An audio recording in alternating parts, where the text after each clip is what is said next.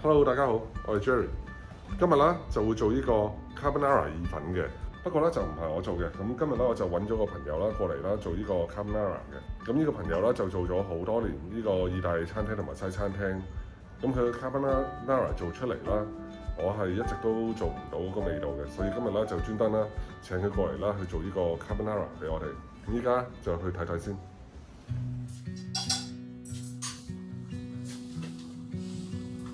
好啦，呢個就係我個 friend 阿 Paul。唔係啊，我未着嚟衫啊。你着啊着咩啊？我都唔着㗎。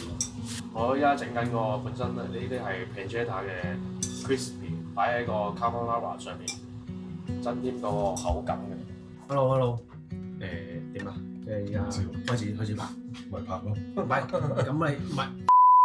咁阿 Paul 咧就喺啲唔同嘅意大利餐廳做過啦，所以啦做呢個 carbonara 啦已經係做到係好熟手㗎啦。咁我有一次啦，我食佢嘅 carbonara 啦，我食完之後啦，先發現啦，我平時以為自己煮個 carbonara 好好食啦，就點知都係差好遠同埋佢哋嘅味道。因為豬面肉咧，我就係最緊要係攞個人脂嘅香味。咁 pancetta 咧個肉味比較濃啲啦，咁我就可以兩樣加埋一齊啦。傳統就會淨係豬面肉嘅，最主要個攞個香氣嘅啫。洋葱我係將，因為我哋本身個 carbonara 咧係冇 stock， 所以咧我想炒翻啲洋葱或者汁水裡面咧有啲鮮甜味，個汁水就冇咁寡，係啊，食出嚟就比較豐富啲啦。20 gram、30 gram 到啦。咁日本雞蛋咧個蛋味就濃啲啦，同埋個蛋個蛋黃嘅顏色咧就比較深啲，做出嚟嘅意大利粉咧個顏色咧就會比較吸引啲啦。如果一個人嘅份量，有啲人中意食蛋味重啲嘅，咁咪3個蛋黃咯；有啲人中意個蛋味可能輕啲嘅，咁咪2個到1個啦。咁我攞個蛋黃，蛋白咧就容易熟啲嘅。如果連埋個蛋白一齊做個蛋黃汁咧，咁個蛋味咧就冇咁重。carbonara 即係蛋黃芝士汁啊嘛，咁我哋當然係有食到個蛋黃味啦。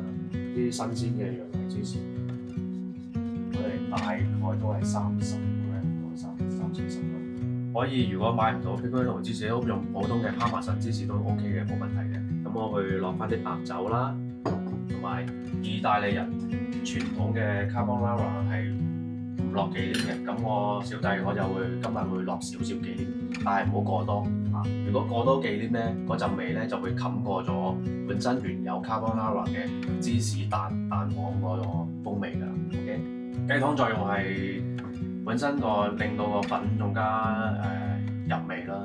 咁呢隻 pasta 啦就係 bucatini 嚟嘅，就係飲筒粉。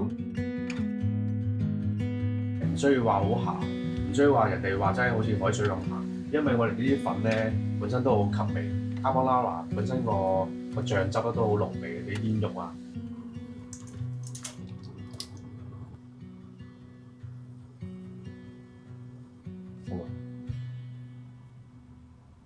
停風。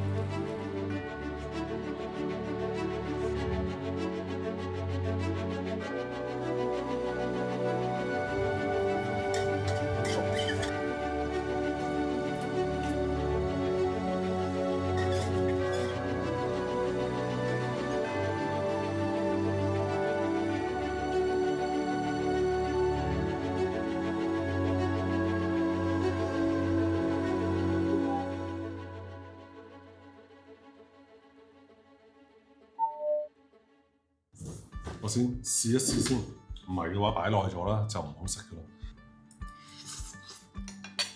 真係 OK， 真係好食。我食個蛋。哇！真係食完啦，係啊，唔係講咗。係唔同㗎，你落咗洋葱成嗰啲味冇咁寡，冇咁寡啊嘛，食唔出洋葱嗰陣味。我食到，但係有陣香味啊，好啲咯。因為以往我做開啦，都係跟翻傳統嘅方法嚟做啦，反而覺得即係食多幾次之後覺得好悶滯好悶，好悶啊，係咪？係咯。你呢個做法咧係 rich 好多，同埋個味道正好多。炒煙咗嘅時候，炒完煙咗係咪落咗啲白酒嘅？